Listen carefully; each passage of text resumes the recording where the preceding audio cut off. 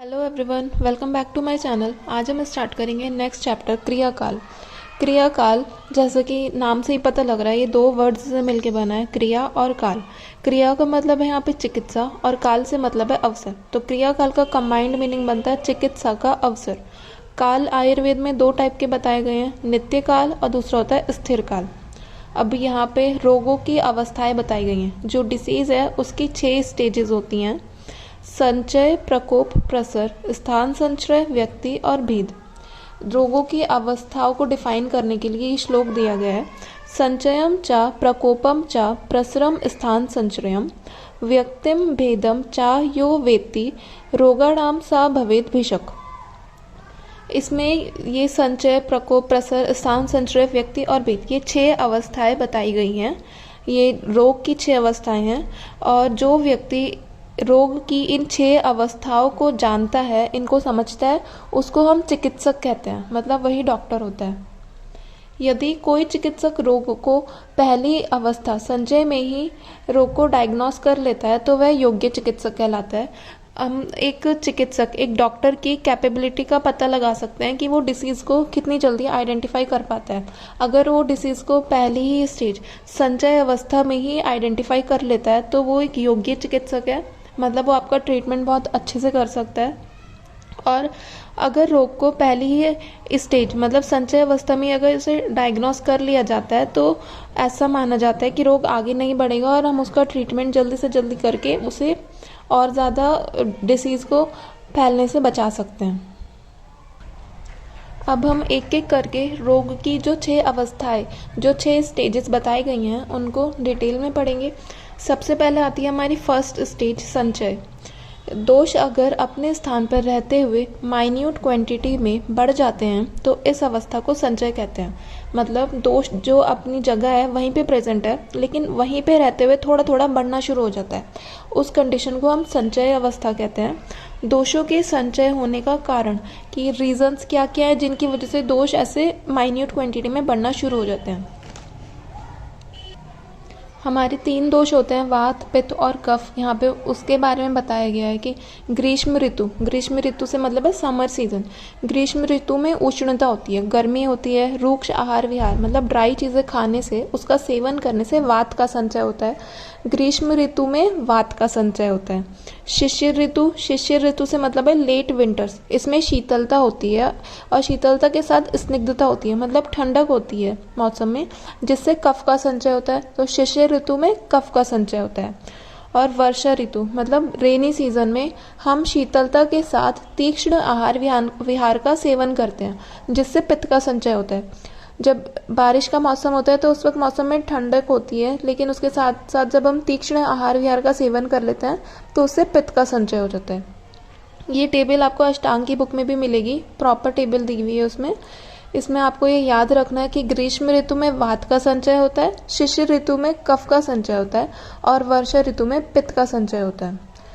अब next topic है दोषों के संचय होने के लक्षण, मतलब कैसे पता लगता है कि हमारा दोष संचय हो चुका है, क्या क्या सिम्टम्स पता लगते हैं। इसका भी ये श्लोक दिया गया है। संचिता नाम खलु दोषाणाम स्तब्ध पूर्ण कोष्ठता पीताव भासता मन दोषमता च अंगा नाम गौरवम आलस्य चय कारण विद्वेश चेती। वात का संचय होने से स्तब्ध पूर्ण कोष्ठता, जो ये लिखा है देखो, स्तब्ध पूर्ण कोष्ठता, जब वात संचित होता है तो स्तब्ध पूर्ण कोष्ठता होती है। स्तब्ध पूर्ण से मतलब है कोष्ठ में भारीपन और पूर्णता होगी, मतलब ऐसे भरा भरा सा फील होता है, बहुत हैवीनेस फील होती है। और पित्त का संचय होने से पीताव भासता, ये श्लोक में भी मेंशन है पीताव भासता वर्ड। पीताव भासता से मतलब होता है पूरे शरीर में पीलापन दिखाई देना, ऐसा लगता है स्किन पेल हो गई है, आंखें, नाखून, सब चीज़ें ऐसे पीली पीली पड़ जाती हैं। और कफ का संचय होने से मंद ऊष्मता, ऊष्मा की कमी होगी, मतलब जब कफ का संचय होता है तो ऊष्मा की कमी होती है, डाइजेशन प्रॉपरली नहीं होता। च अंगा नाम गौरवम आलस्य, और अंगों में गुरुता रहेगी और आलस्य होगा शरीर में, मतलब हाथ पैर सब कुछ बहुत हैवी हैवी फील होते हैं और बहुत ज़्यादा आलस आता है। संचय अवस्था में चिकित्सा मतलब जब हमारे दोष संचित हो जाते हैं, संचय अवस्था में होते हैं, तो हम क्या ट्रीटमेंट दे सकते हैं, इसके लिए भी श्लोक दिया गया है। संक्षेपतः क्रिया योगो निदान परिवर्जनम, अर्थात दोष के अनुसार निदान का परिवर्जन करना ही संचय अवस्था की चिकित्सा है। जैसे वात का संचय हुआ है तो वात बढ़ाने वाले जितने भी आहार और औषधि हैं उनका सेवन ना किया जाए। मतलब अगर हमारी बॉडी में वात का संचय हुआ है तो जितनी भी चीज़ों से वात बढ़ता है, मतलब कौन कौन सी चीज़ें खाने से, कौन सी दवाइयाँ ऐसी हैं जिनको लेने से वात का संचय होता है, वात बढ़ता है, हम उनको अवॉइड करें, उनको ना लें। पित्त और कफ का संचय हुआ है तो उसको बढ़ाने वाले आहार विहार औषधि का सेवन ना किया जाए। इसी को बोलते हैं दोष के अनुसार निदान का परिवर्जन। मतलब जो दोष बढ़ रहा है, जिन कारणों से बढ़ रहा है, उन कारणों को अवॉइड करना। और एक श्लोक ये भी दिया गया है इसमें, संचय अपहर्ता दोषा लभन्ते नोतरा गति ते तुतरासु गतिषु भवन्ति बलवत्तरा। संचय अवस्था में ही अगर दोषों को ठीक कर दिया जाए तो वह उत्तर गति को प्राप्त नहीं होते और उत्तर गति को प्राप्त कर बलवान भी नहीं होते। ये श्लोक बहुत ज़्यादा इम्पॉर्टेंट है, ये आगे भी आएगा तो ये आप ज़रूर याद करें। इससे हमें इसका महत्व भी पता लगता है क्रियाकाल का। ये कहना चाह रहे हैं कि अगर संचय अवस्था फर्स्ट स्टेज में ही अगर हम रोग को डायग्नोस कर लेते हैं, फर्स्ट स्टेज में ही अगर हमें पता लग जाता है तो हम उसी टाइम पे ट्रीटमेंट दे सकते हैं, मेडिसिन दे सकते हैं, जिससे हम उस दोष के संचय को रोक सकें। अगर ऐसा नहीं होगा तो दोष और ज़्यादा आगे बढ़ेगा और ज़्यादा जल्दी से प्रकोपित होगा और धीरे धीरे हमारी डिसीज़ और ज़्यादा बलवान होती जाएगी, उसे ट्रीट करना थोड़ा सा मुश्किल होता जाता है। इसीलिए संचय अवस्था में ही दोषों को ठीक कर देना आवश्यक है। सेकेंड स्टेज आती है हमारी प्रकोप। ये सेकेंड स्टेज है रोग की। इसके लिए छोटा सा ही श्लोक है, कोपस्तु उन्मार्ग गामिता। कोप होते ही दोष उन्मार्गगामी हो जाते हैं। ये बहुत सिंपल है, आप आसानी से याद कर सकते हैं। दोषों के प्रकोप का कारण, जैसे हमने दोषों के संचय होने का कारण देखा था, ऐसे इसमें भी देखना है दोषों के प्रकोप होने के क्या कारण है। वात प्रकोपक कारण, वात प्रकोपक ग्रीष्म ऋतु में वात का संचय हो गया था और ग्रीष्म ऋतु में उष्णता थी, रूक्ष आहार विहार का सेवन करने से हमारे शरीर में वात का संचय हुआ, परंतु वह वृद्धि को प्राप्त नहीं हुआ क्योंकि वहाँ ऋतु की उष्णता थी। जैसा कि हमने संचय में देखा था, ग्रीष्म ऋतु में वात का संचय हो गया था, वह माइन्यूट क्वांटिटी में बढ़ा था, लेकिन तभी भी वो प्रकोपित नहीं हुआ था। अब यहाँ पे प्रकोप अवस्था में वात का प्रकोप कैसे होता है हमें ये जानना है। प्रकोपित होने से मतलब है कि वहाँ पे भी वह वृद्धि को प्राप्त नहीं हुआ था। वर्षा ऋतु के आते ही शीतलता के आने से दोष, मतलब यहाँ पे वात को कह रहे हैं, वात की वृद्धि हुई। जैसे ही मौसम में थोड़ी सी ठंडक आती है, वर्षा ऋतु के होने से थोड़ी बहुत शीतलता आती है, उससे वात की वृद्धि होने लगती है क्योंकि वायु बढ़ने लग जाती है। वायु बढ़ती है तो वात की भी वृद्धि होती है और आहार विहार रूक्ष है, ऋतु में शीतलता आने के कारण वात का प्रकोप हो जाता है। इस कारण से वात का प्रकोप होता है। फिर है पित्त प्रकोपक कारण। वर्षा ऋतु में संचित हुआ पित्त शरद ऋतु आते ही प्रकोपित हो जाता है। वर्षा ऋतु में शीतलता और तीक्ष्णता के कारण पित्त जैसा था वैसे ही रहता है, एज इट इज बना रहता है, लेकिन शरद ऋतु में उष्णता होती है और उष्णता के आने से पित्त का प्रकोप होता है। और लास्ट है हमारा कफ प्रकोप का कारण। शिशिर ऋतु में जो कफ संचय हुआ था वह वसंत ऋतु में आने से, वसंत ऋतु में जो उष्णता होती है उससे पिघलकर अन्य मार्गों की ओर चला जाता है, जिससे कफ की अधिकता हो जाती है और वसंत ऋतु में कफ का प्रकोप हो जाता है। नेक्स्ट है आयु अनुसार प्रकोप, मतलब एज के अकॉर्डिंग। जैसे वृद्धावस्था, जो ओल्ड एज पीपल होते हैं उनमें वात का प्रकोप होता है। युवावस्था, जो यंग पीपल हैं उनमें पित्त का प्रकोप होता है। और बाली अवस्था मतलब बच्चों में कफ का प्रकोप होता है। और बायोलॉजिकल रिदम मतलब जो डे नाइट साइकिल है उसके अकॉर्डिंग देखें तो अपराहन मतलब अर्ली मॉर्निंग के टाइम पे वात का प्रकोप होता है। मध्याह्न मतलब मिड मॉर्निंग, उस टाइम पित्त का प्रकोप होता है। पूर्वाह्न मतलब लेट मॉर्निंग या जब शाम होने वाली होती है उस टाइम कफ का प्रकोप होता है। ऐसे रात की साइकिल है। पहला प्रहर जो होता है रात का, जिसे हम प्रदोष बोलते हैं, उस टाइम कफ का प्रकोप होता है। अर्धरात्रि मतलब आधी रात के टाइम पित्त का प्रकोप होता है। और अंतिम प्रहर मतलब जब सुबह होने वाली होती है उस टाइम पर वात का प्रकोप होता है। भोजन की अवस्था अनुसार प्रकोप। भुक्त मात्रे से मतलब है खाना खाते ही। खाना खाते ही हमारी बॉडी में जैसे आलस आ जाता है और लेटे रहने का मन करता है, वो सब कफ की वजह से होता है। कफ का प्रकोप हो जाता है खाना खाते ही। और जीर्यत अन्न, जब अन्न का पाचन चल रहा है, जिस टाइम पे बॉडी में ये डाइजेशन प्रोसेस चल रही है, उस टाइम पे पित्त का प्रकोप होता है। और जीर्ण अन्न, पूर्ण रूप से अन्न जीर्ण हो गया, उस टाइम पे वात का प्रकोप होता है। प्रकोप के प्रकार। प्रकोप दो टाइप का बताया गया है, चय प्रकोप और अचय प्रकोप। चय प्रकोप यह है अपथ्य सेवन। अपथ्य से मतलब है गलत चीजें, गलत आहार और विहार से होता है। दोषों के संचय होने से होता है। यह है अपथ्य सेवन, गलत आहार विहार लेते हैं तो चय प्रकोप होता है। और चय प्रकोप को अपथ्य निमित्तज प्रकोप भी कहते हैं, क्योंकि ये अपथ्य के सेवन से होता है, इसीलिए इसको अपथ्य निमित्तज प्रकोप भी कहा जाता है। और आचार्य चक्रपाणि ने इसको कठिन याद कहा है।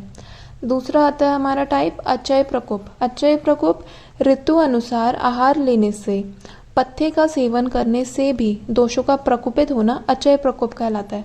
मतलब यहाँ पर आहार विहार सब कुछ प्रॉपर है, कुछ गलत चीज़ों का सेवन नहीं किया गया है, फिर भी अगर दोष प्रकोपित हो जाए तो वह अचय प्रकोप कहलाता है। और क्योंकि ये पथ्य का सेवन करने के बाद भी हो जाता है, इसलिए इसको पथ्य निमित्तज प्रकोप कहते हैं। अचय प्रकोप संचय अवस्था के कारण ना होकर दूसरे और कारण जैसे विहार जन्य कारणों से होता है। मतलब संचय की वजह से ना होकर ये विहार जन्य कारण, जो हमारी लाइफ स्टाइल है उसमें अगर हम कुछ ऐसा काम कर रहे हैं तो ये होता है। जैसे कि क्रोध आदि से, जैसे अगर आपको गुस्सा बहुत आता है तो पित्त का प्रकोप हो जाता है। और अपने से बलवान व्यक्ति से युद्ध करने से वात का प्रकोप हो जाता है। दिव्यशयन से कफ का प्रकोप होता है। दिव्यशयन मतलब दिन में सोने से। और चक्रपाणि ने अचय प्रकोप को ऊर्ण भावात कहा है। प्रकोप के लक्षण, इसका श्लोक है, तेषां प्रकोपात् कोष्ठतोद संचरण अम्लिका पिपासा परिदाह अन्न द्वेष हृदयोत्क्लेदाश्च जायन्ते। प्रकोप अवस्था में कोष्ठ में तोद से मतलब है सुई चुभने से पीड़ा। और वायु का संचार मतलब गतिमान हो जाती है वायु, यह वात प्रकोप के लक्षण है। अम्लिका मतलब अम्लोदगार, खट्टी डकारें आना। पिपासा बहुत ज़्यादा प्यास लगना। शरीर में दाह मतलब जलन होना बॉडी में, ये सब पित्त प्रकोप के लक्षण हैं। और अन्न द्वेष, एनोरेक्सिया, हृदयोत्क्लेद मतलब जी मचलाना, नौजिया, ये सब कफ प्रकोप के लक्षण हैं। ये श्लोक याद कर लें आप सब। नेक्स्ट हेडिंग है हमारी प्रकोप की चिकित्सा। दोषों की संशोधन चिकित्सा की जाती है। वस्ति वात हराणाम श्रेष्ठम विरेचनम पित्त हराणाम वमनम श्लेष्म हराणाम श्रेष्ठम। मतलब प्रकोपित वात की वस्ति से, वस्ति कर्म ये अष्टांग में होगा आपके डिटेल में। प्रकोपित पित्त की विरेचन से और प्रकोपित कफ की वमन से चिकित्सा करें। वर्षा ऋतु में वात की वस्ति से चिकित्सा करें। शरद ऋतु में पित्त की विरेचन से और वसंत ऋतु में कफ की वमन से चिकित्सा करें। प्रकोप की चिकित्सा ऐसे की जाती है, इसका श्लोक भी इजीली याद हो जाएगा। इसके सारे ही श्लोक इम्पॉर्टेंट हैं। नेक्स्ट स्टेज आती है हमारी थर्ड स्टेज, प्रसर। प्रसर का शाब्दिक अर्थ है फैलना। मतलब प्रसर का मीनिंग होता है फैलना, स्प्रेड होना। इस अवस्था में दोष अपने स्थान पर प्रकोपित होने के बाद बाहर फैलने के लिए मजबूर हो जाते हैं। जैसे बांध अगर तोड़ दिया जाए तो पानी तालाब से बाहर आने की चेष्टा करता है, उसी प्रकार प्रसर अवस्था में दोष बाहर आ जाते हैं।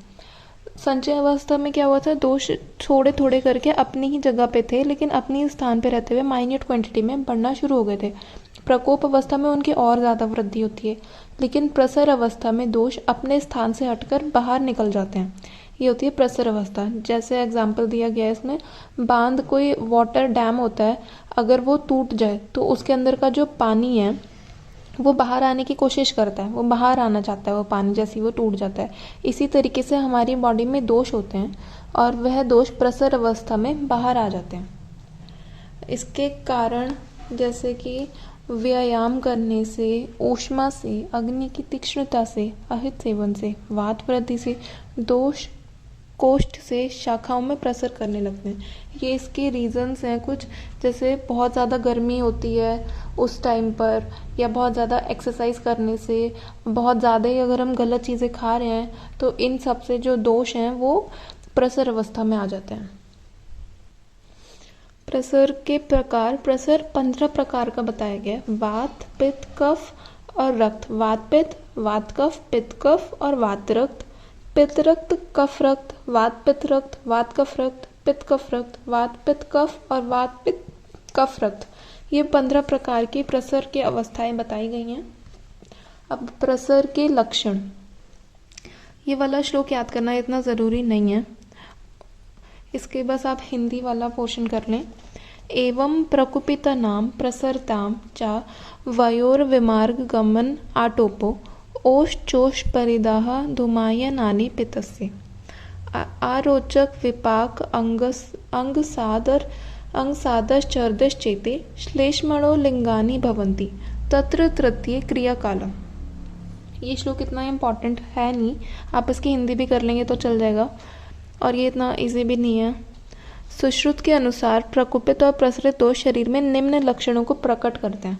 मतलब आचार्य सुश्रुत के अकॉर्डिंग जो दोष हमारी बॉडी में प्रकुपित हो चुके हैं या प्रसरित हो चुके हैं वो ये सारे सिम्टम्स शो करते हैं। जैसे वात के विमार्ग गमन तथा आटोप, मतलब आटोप उदर में वेदना के साथ साथ गुड़गुड़ शब्द होना। पित्त ओश चोष परिदाह धुमायन। ओश, पेशेंट ऐसा कहेगा जैसे कि उसके आसपास आग जल रही है, उसे ऐसा फील होता है।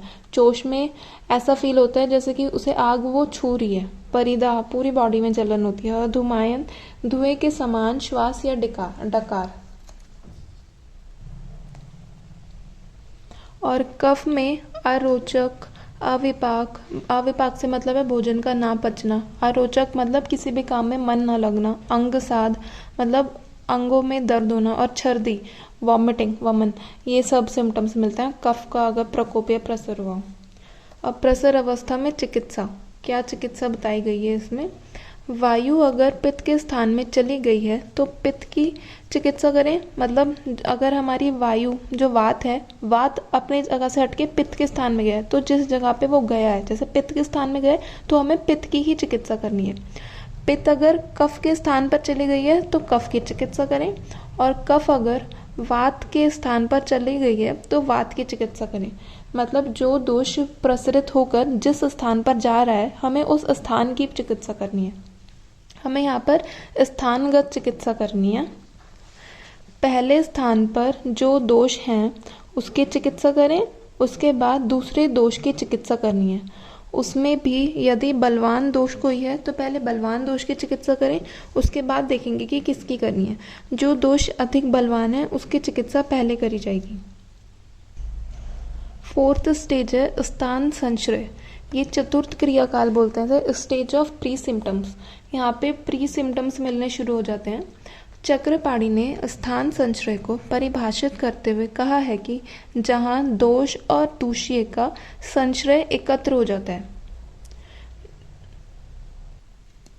यहाँ पर हमारा दोष और दूष्य मिल जाते हैं। इसके लिए श्लोक दिया गया है, कुपिता नाम ही दोषाणाम शरीरे परिधावताम यत्र संगखा वैगुण्याद व्याधिस्त्रोप जायते। ये श्लोक आचार्य सुश्रुत ने दिया है। अर्थात जो प्रकोपित हुए वे दोष हैं वो शरीर में दौड़ते हुए जहाँ स्रोतस हैं उनमें वैगुणता है वहाँ संग उत्पन्न कर देते हैं और व्याधि उत्पन्न हो जाती है और रोग उत्पन्न हो जाते हैं।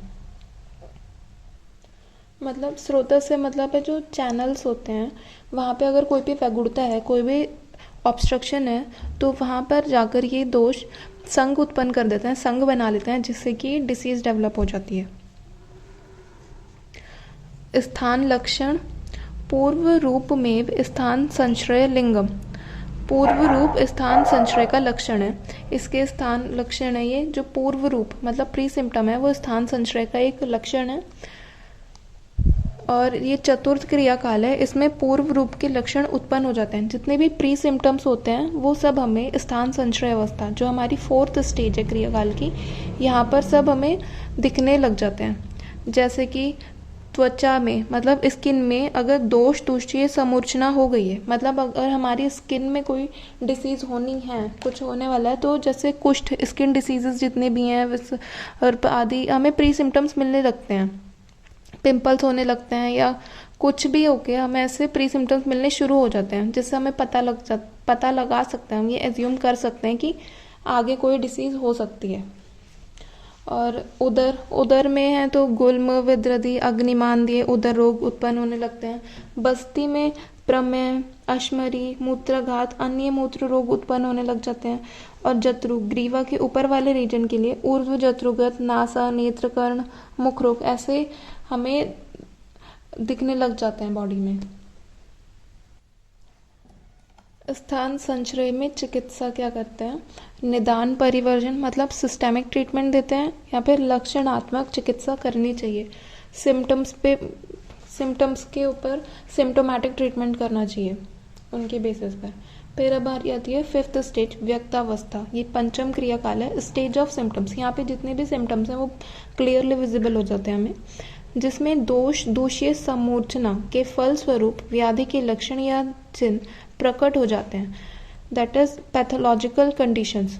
ऐसी कंडीशन में कोई भी रोग हो उसकी चिकित्सा जल्दी से जल्दी करनी पड़ती है। हमारी क्रियाकाल की 6 ही स्टेजेस बताई गई हैं, उसमें से हम फिफ्थ स्टेज पे आ गए हैं, जहाँ पे सिम्टम्स सारे क्लियरली विजिबल हैं। इसमें जो दोषीय समूर्छना हुई थी इससे पहले वाली स्टेज में, उसके रिजल्ट से जो भी डिसीज डेवलप होती है बॉडी में, उसके सारे सिम्टम्स क्लियरली दिख जाते हैं। और इस स्टेज पे डिसीज को ट्रीट करना बहुत ज़्यादा ज़रूरी हो जाता है।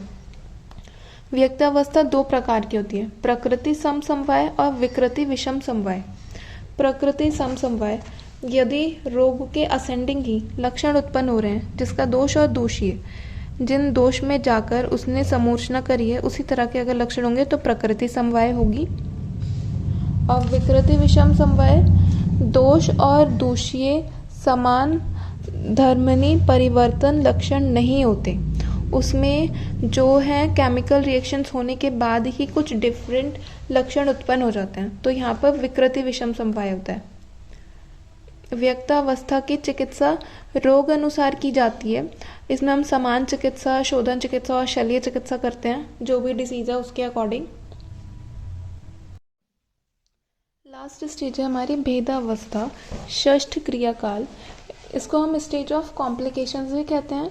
व्याधियों के स्पष्ट रूप में प्रकट हो जाने पर भी चिकित्सा के अभाव में अन्य उपद्रव उत्पन्न हो जाते हैं और व्याधि और ज़्यादा क्रॉनिक हो जाती है, मतलब और ज़्यादा गंभीर हो जाती है हमारी डिसीज़। जो भी हमें इस पहले वाली 5 स्टेजेस में जितने भी हमें हिंट्स मिले, जितने भी सिम्टम्स, प्री सिम्टम्स मिले, अगर हमने तभी भी डिसीज़ को ट्रीट नहीं किया है तो ट्रीटमेंट की कमी की वजह से हमारी बॉडी में और ज़्यादा कॉम्प्लिकेशंस डेवलप हो जाती हैं और हमारी जो डिसीज़ है वो और ज़्यादा चिरकालीन गंभीर होती जाती है और उसे ट्रीट करना बहुत मुश्किल हो जाता है। अब हम लास्ट देखते हैं क्रियाकाल की उपयोगिता। ये श्लोक संचय अवस्था में भी था। संचय अपहर्ता दोषा लभन्ते नोतरा गति ते तुतरासु गतिषु भवन्ति बलवत्तरा। यदि संचय अवस्था में दोष का विनाश कर दिया जाए तो वह उत्तर गति को प्राप्त नहीं होते हैं और बलवान नहीं होते हैं, और चिकित्सा ना करने या उत्तर गति को प्राप्त हो भी गए तो उत्तरोत्तर अधिक बलवान होते जाएंगे और चिकित्सा मुश्किल होती जाती है। मतलब वही सेम बोला गया है इसमें भी, यदि जो दोष हैं उनको संचय अवस्था में ही ट्रीट कर दिया जाता है, दोषों का ट्रीटमेंट कर दिया जाता है उसी टाइम पर फर्स्ट स्टेज में, तो जो दोष हैं वो और ज़्यादा आगे नहीं बढ़ते हैं, और आगे नहीं बढ़ते तो और ज़्यादा स्ट्रांग नहीं होते, इसलिए उसका ट्रीटमेंट डिसीज़ का इजी होता है उस टाइम पे। लेकिन अगर हम उस टाइम पर दोषों को फैलने से नहीं रोक पाते तो जो हमारी व्याधि है वो और ज़्यादा क्रॉनिक रूप ले लेती है और उसे ट्रीट करना बहुत मुश्किल होता जाता है आगे जाके। इसीलिए क्रियाकाल का ज्ञान शुरू में ही रोग निवारण करने में बहुत ही समर्थ है, मतलब बहुत ज़्यादा सहायक है। क्रियाकाल की अगर हमें नॉलेज होगी तो हम जो डिसीज़ है उसको स्टार्टिंग में ही रोक सकते हैं। हमारा इसलिए क्रियाकाल को जानना बहुत ज़रूरी है। रोग निवारण के उपाय करने ही चाहिए, नहीं तो रोग दीर्घकालीन होकर कष्ट साध्य हो जाता है और असाध्य अवस्था ले लेता है। तो पूर्वावस्था में क्षय प्रकोप में ही दोषों का निवारण कर देना चाहिए। हमें जल्दी से जल्दी ट्रीटमेंट करने की कोशिश करनी चाहिए, नहीं तो जो हमारी डिसीज़ है वो दीर्घकालीन हो जाती है और कष्ट साध्य हो जाती है। कष्ट साध्य से मतलब है कि उसे ट्रीट करना बहुत मुश्किल हो जाता है, और ऐसा भी होता है कि हमारी डिसीज़ अनट्रीटेबल रह जाती है, उसे ट्रीट किया ही नहीं जा सकता, ऐसी स्टेज तक आ जाती है। इसलिए हम सबको क्रियाकाल की जितनी सारी स्टेजेस हैं, 6 स्टेज, संचय, प्रकोप, प्रसर, स्थान संचय, व्यक्ति और भेद, इनका पूरा ज्ञान, इनका संपूर्ण ज्ञान, इनकी प्रॉपर नॉलेज होनी ही चाहिए, तभी हम डिसीज़ को जल्दी से जल्दी ट्रीट कर सकते हैं। Thank you, have a nice day.